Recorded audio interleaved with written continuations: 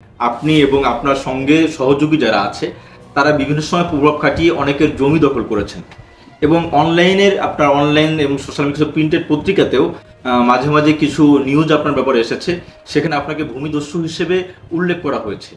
এই বিষয়ে আসলে আপনি কি বলবেন? আপনার কাছে কোনো ব্যাখ্যা আছে কি?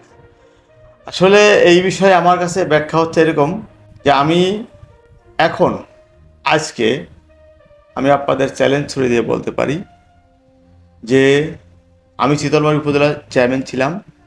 প্রশাসন, বিএনপি, জামাত সহ যারা আজকে মাঠে আছে, সর্বদলীয় লোকজন নিয়ে আমি যে এলাকায় মানুষ বলছে যে জমি দখল করেছে সেই এলাকায় আমি বসতে চাই এবং সেখানে লয়াররাও থাকবে।